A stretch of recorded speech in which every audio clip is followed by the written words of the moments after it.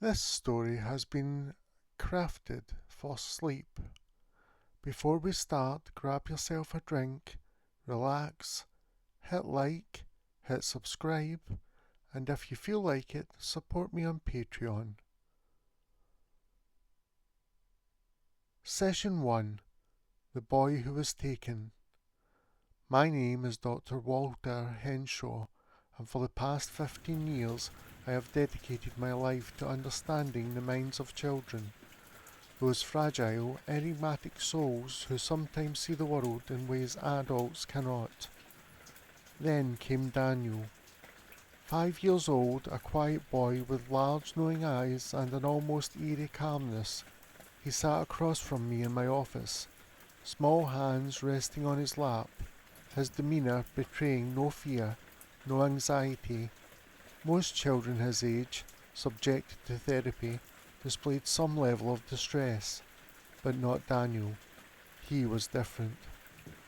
Tell me about the night you say that they took you, Daniel, I asked gently. His face lit up, not with excitement, but with recognition, as if he'd been waiting for someone to ask. I was at my grandma's house. She fell asleep in her chair. The light came through the window, but it wasn't scary. They floated me up. I could see the whole town below, like a tiny Christmas lights. Who are they? He tilted his head slightly. The tall ones, the bright ones. They said they came to talk to me, to teach me. I studied him carefully, searching for signs of a vivid imagination, for cues that this was a mere fabrication, but Daniel spoke with such certainty, such detail, that I found myself unable to dismiss him outright. And what did they teach you? I asked. Daniel beamed. That I should always be kind, that we should never hurt animals, that eating meat is bad. They said all things feel, just like we do. There was a wisdom in his voice, unnatural for a child so young. I scribbled notes, unable to shake the strange feeling crawling up my spine.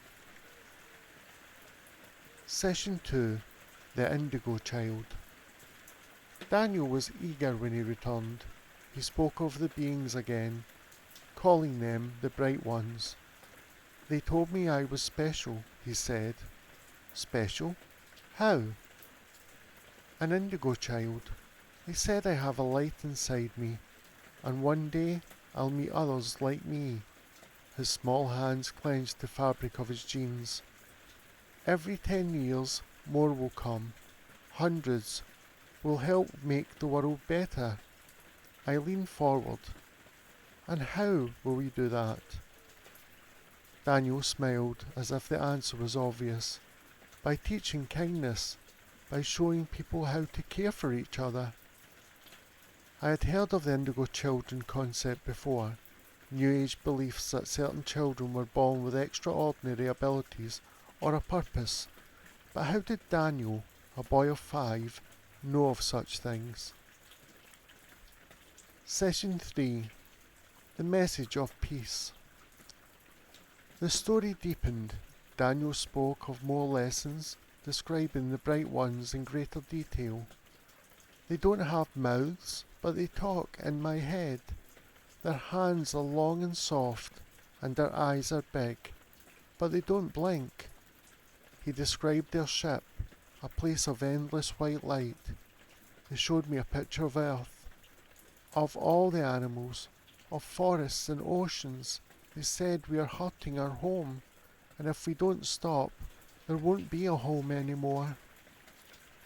Did they tell you how to stop it? I asked. Daniel nodded. People need to be kind. We need to listen to each other. We need to share. No more hurting. No more wars.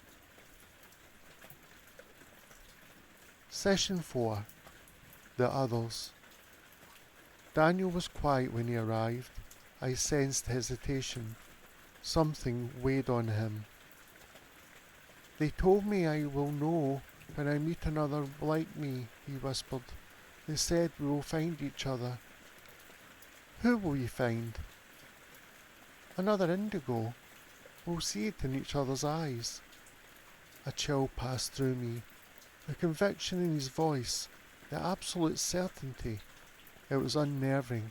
I had spent years working with troubled children, but Daniel was not troubled. He was aware. Session 5. The Warning. Daniel's final session left me shaken. They showed me something bad, he said, gripping the arms of his chair.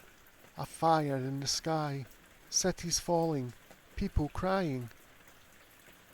What do you mean, Daniel? His small voice turned grave. 2030, 2030. That's when it could happen. A big war, bigger than anything before. My throat tightened. A war? Daniel nodded. They said it doesn't have to happen, but people need to listen. We need to stop fighting. We need to come together. If we don't, we won't be ready. Ready for what, Daniel? His eyes darkened. Something else is coming. Something worse. Not from here. If we fight each other, we won't be strong enough. I sat in stunned silence. A 5-year-old child had just delivered a prophecy more chilling than any I had ever heard before.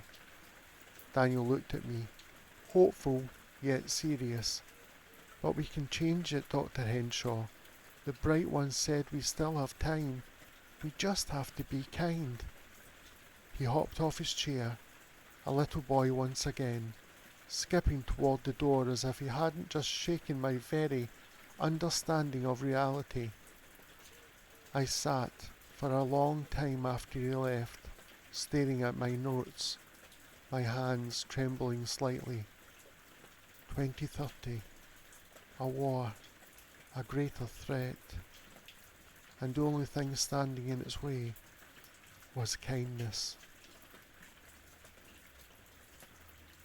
That's all for this evening. Sweet dreams.